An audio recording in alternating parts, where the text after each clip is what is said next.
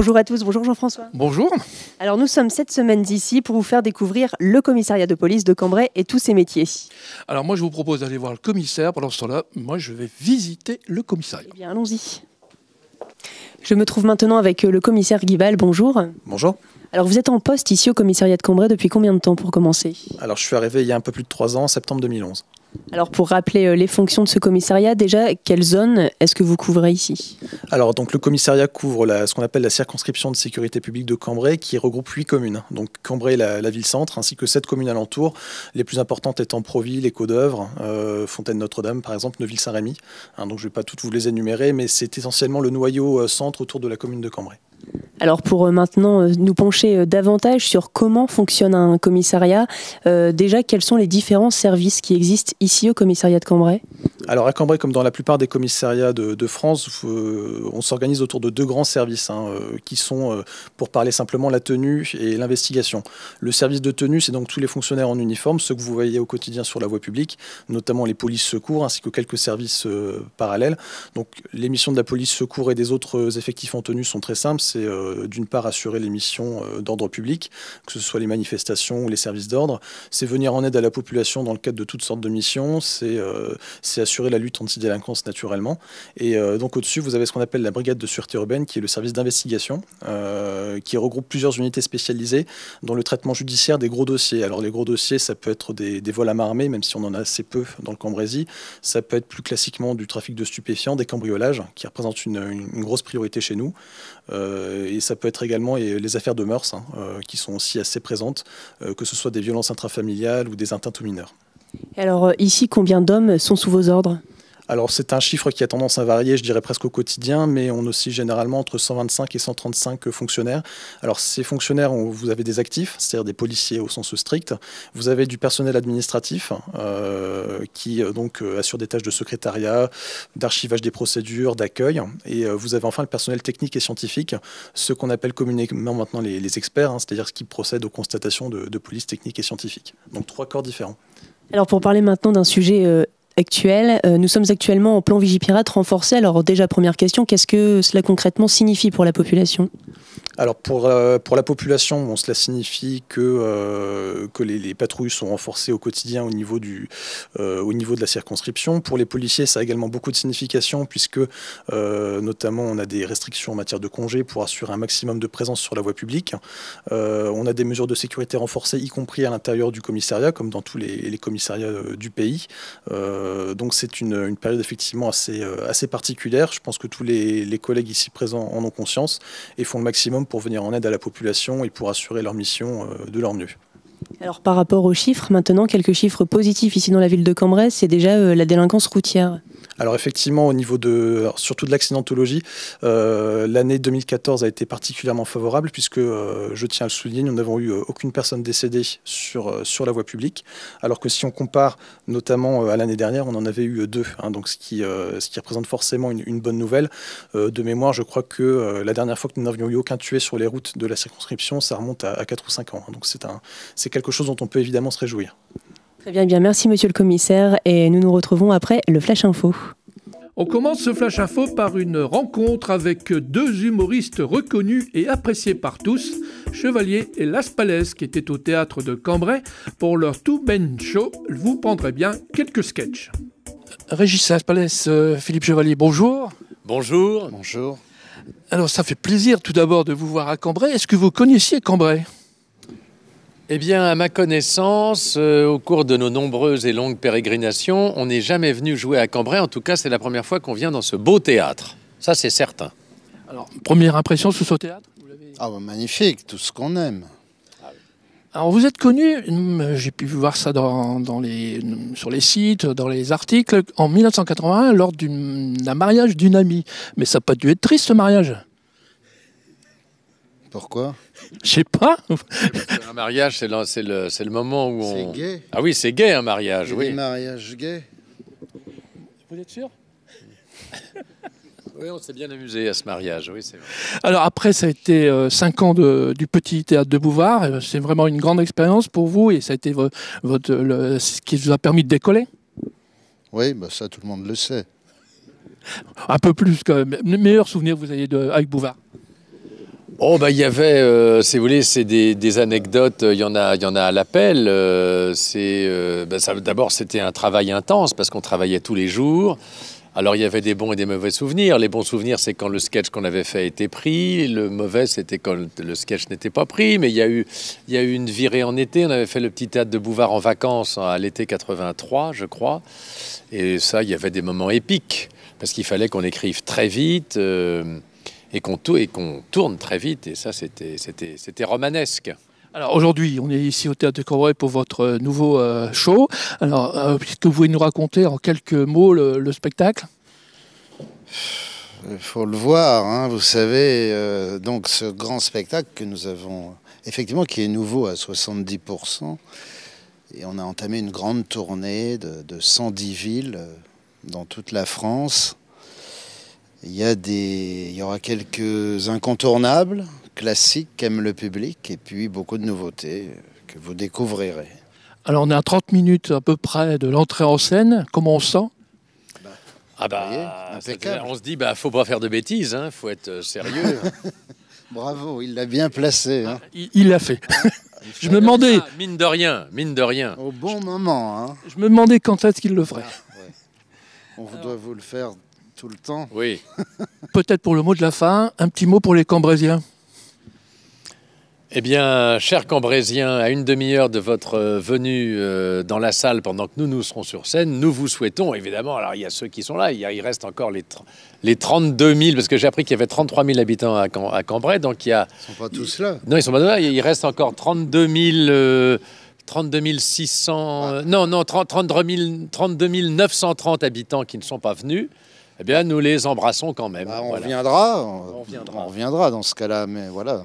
Quand vous voulez. Merci.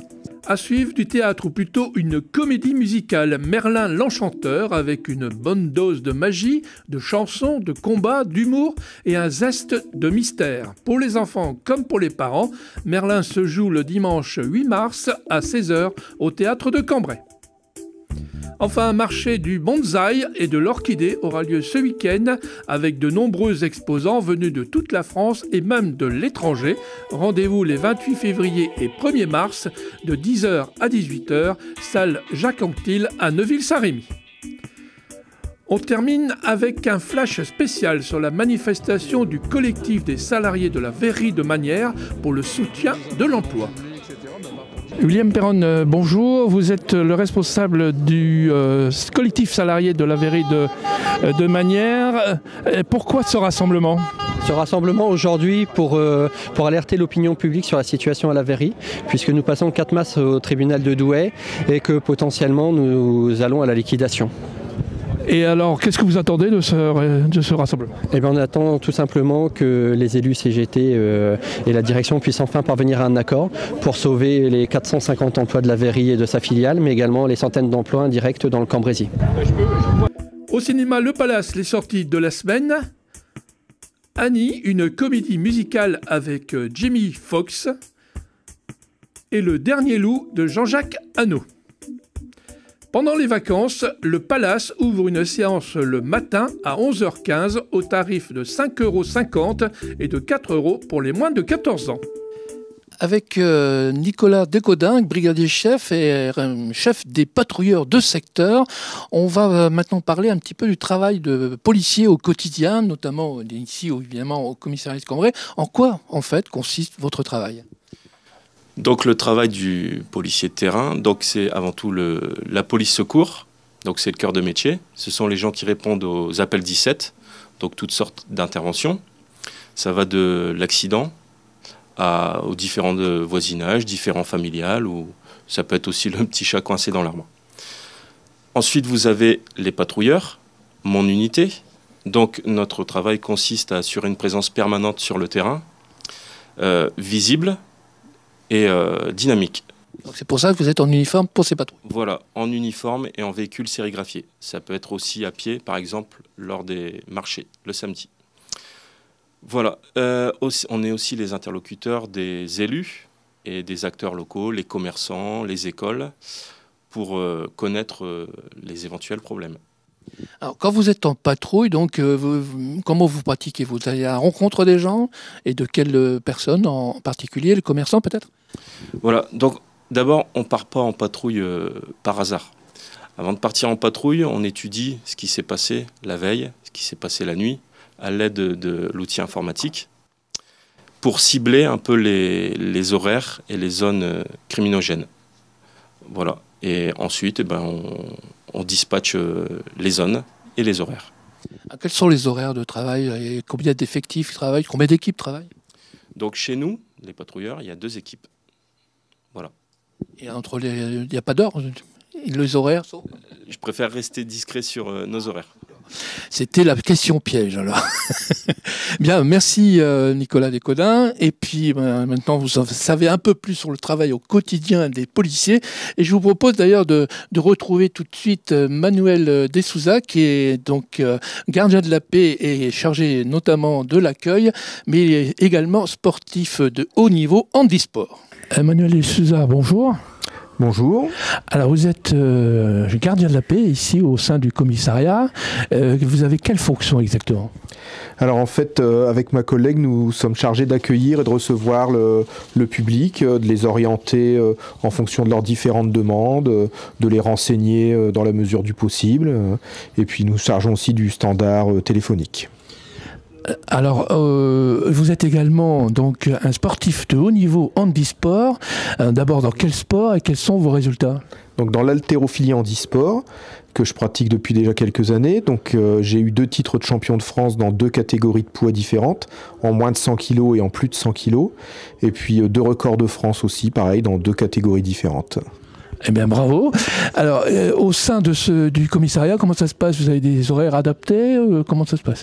Alors moi, actuellement, je travaille à mi-temps, donc ce qui me permet de pouvoir vaquer à mes occupations sportives sans trop de difficultés. Mais vous êtes soutenu par le commissariat? Oui. J'ai tous les collègues qui me soutiennent, qui prennent régulièrement des nouvelles de mes performances, et puis la hiérarchie aussi. Donc, oui, je suis bien soutenu. Merci Manuel. Merci. Alors je me trouve maintenant avec Victoria. Victoria, bonjour. Bonjour. Vous êtes donc policière adjointe sécurité. Oui, c'est ça. Alors en quoi consiste votre rôle et votre métier au quotidien? Donc en fait, moi je suis en brigade de roulement, donc ce qui consiste donc à faire plusieurs missions, donc intervenir sur des différends, sur des accidents.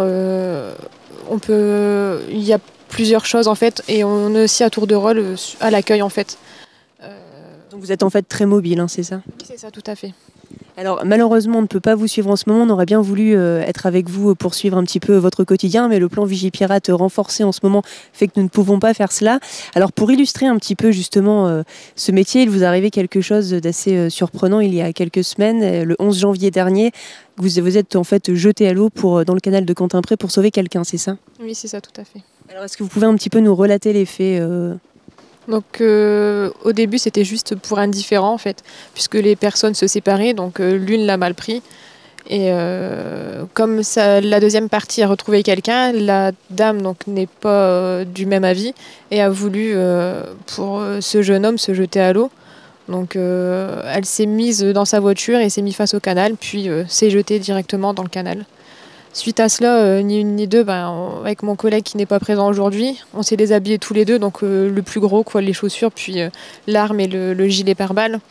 Et de là, j'ai sauté à l'eau et puis je suis allée vers la voiture, essayer de raisonner cette personne, qui celle-ci s'est enfermée dans la voiture et n'a pas voulu entendre ce que je lui disais, quoi. Donc j'ai des équipages qui sont intervenus quelques minutes plus tard. J'ai demandé qu'on me jette quelque chose pour essayer de briser une vitre, ce que je n'ai pas réussi à faire. Donc j'ai un collègue qui a tiré 3 fois derrière la vitre arrière de la voiture et qui n'a toujours pas fonctionné. Et de là, cette dame a dû prendre conscience du risque qu'elle prenait puisque l'eau commençait à monter dans le véhicule, a ouvert la fenêtre du côté passager et de là je l'ai tiré puis ramené jusqu'au bord. Et puis après les pompiers sont venus. Alors quel est votre sentiment? C'est quand même finalement une belle histoire, tout s'est bien terminé finalement grâce à vous. Quel est votre sentiment justement à ce moment-là après ces faits?